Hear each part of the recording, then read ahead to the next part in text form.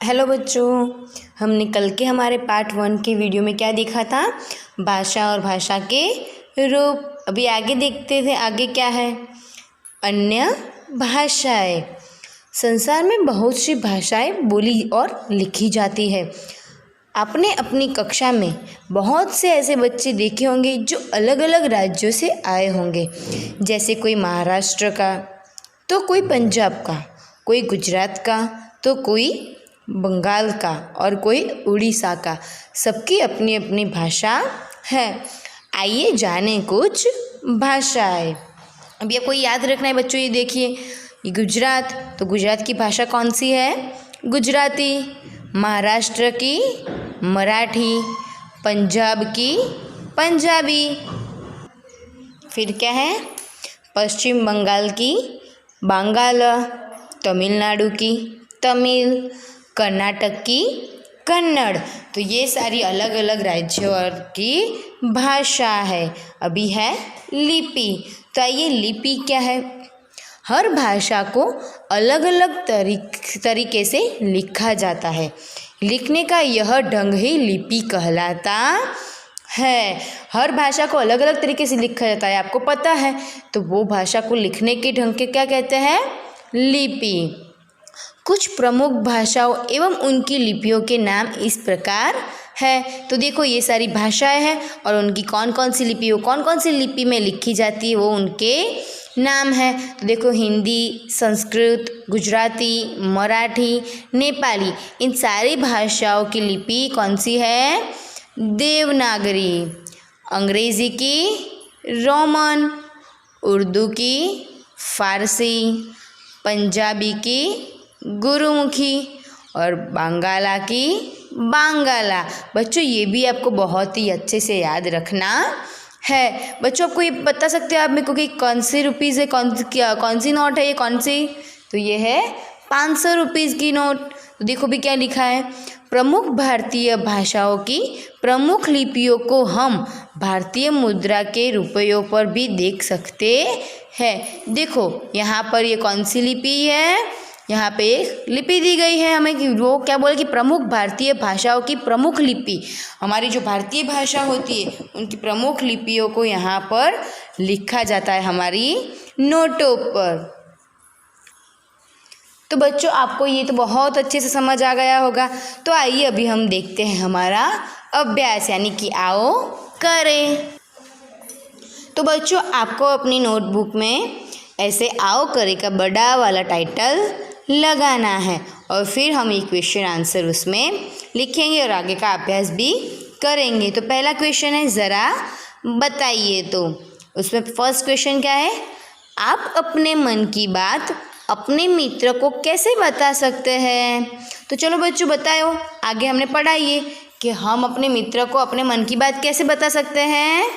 तो बोलकर और लिखकर। लिखने के ढंग को क्या कहते हैं? तो लिखने के ढंग को लिपि कहते हैं। यदि भाषा न होती तो क्या होता? तो यदि भाषा न होती तो हम अपने विचार एक दूसरे तक नहीं पहुंचा पाते। समझ आया बच्चों? ये आपको अपनी नोटबुक में क्वेश्चन और आंसर्स अच्छे अक्षरों से लिखने हैं। अभी आगे आइए, अब लिखें। सही या गलत का निशान लगाइए। बच्चों, आपको ये तो अच्छे से आना ही चाहिए। पहला, ईमेल मौखिक भाषा का एक रूप है। अभी आपको तो पता ही है कि ईमेल कैसे भेजा जाता है। तो मौखिक भाषा में कौन कौन से होते हैं? उसके कि बोलना और सुनना। पर यहाँ तो क्या लिखा है कि मौखिक भाषा का एक रूप कौन सा है? ईमेल। तो राइट या रॉन्ग? रॉन्ग। दूसरा, भाषा के लिखित रूप को लिपि कहते हैं। भाषा के लिखित रूप यानी कि जो भाषा जो भी जिसमें भी लिखी जाती है उसे क्या कहते हैं? लिपि। तो राइट या रॉन्ग? राइट। अंग्रेजी भाषा की लिपि रोमन है। अभी हमने पढ़ा, राइट या रॉन्ग? राइट।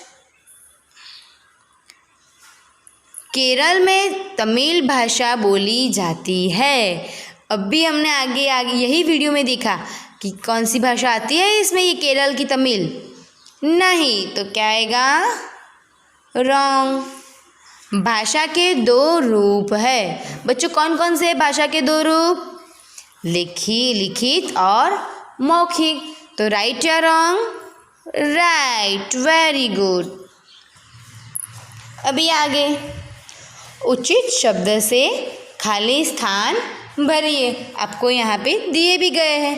तो पहला, हम ब्लैंक अपने विचार दूसरों तक पहुँचाते हैं और दूसरे उसे पढ़कर समझते हैं। तो हम कैसे भेज सकते हैं तब वो पढ़ के समझता है? तो लिख कर।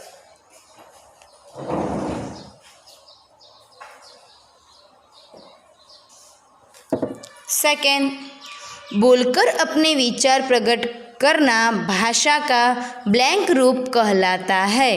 कौन सा बोलकर करते हैं वो? मौखिक। हर साल हर वर्ष ब्लैंक को हिंदी दिवस मनाया जाता है। बच्चों आपको तो ये याद ही रहना चाहिए, मैंने बोला था कि आपको ये अच्छे से याद रखना है। तो कौन से? 14 सितंबर। ये सभी आपको यहाँ पे दिए गए हैं। अभी आगे देखते हैं। भाषा को लिखने का ढंग ब्लैंक कहलाता है। क्या कहलाता है भाषा के लिखने का ढंग? लिपि। मराठी भाषा की लिपि ब्लैंक है। मराठी भाषा की लिपि कौन सी है? देवनागरी। अभी आगे नीचे चित्रों में दी गई पोशाकों को ध्यान से देखिए और बताइए कि ये किन प्रांतों यानी कि राज्यों में पहनी जाती है। उन प्रांतों की भाषाओं के नाम भी लिखिए। तो अभी आपको ये चित्र देखना है, कौन से है, कहाँ पे पहनी जाती है कपड़े ऐसे? तो कर्नाटक।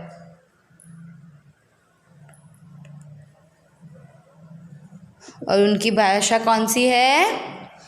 कन्नड़।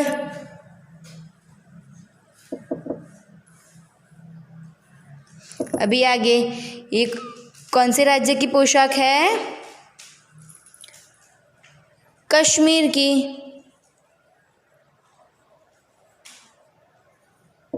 और इनकी भाषा कौन सी है? कोशूर।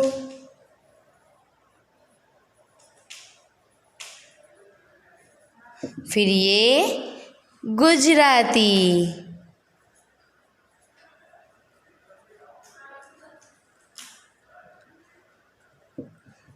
ये गुजरात है हमारा। और यहाँ पे कौन सी भाषा हमारी होती है? गुजराती। अभी आगे चित्रों में व्यक्तियों की पोशाक देखकर उनकी मातृभाषा लिखिए। इसमें भी ऐसा ही है। तो पहले चित्र में उनकी कौन सी पोशाक है, कौन से राज्य की है? गुजराती।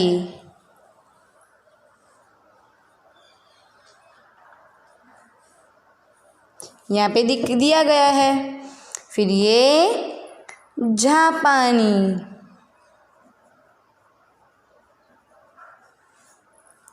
ये मराठी। और ये अंग्रेजी। तो बच्चों आपको हमारे ये चैप्टर में बहुत अच्छे से समझ आया होगा।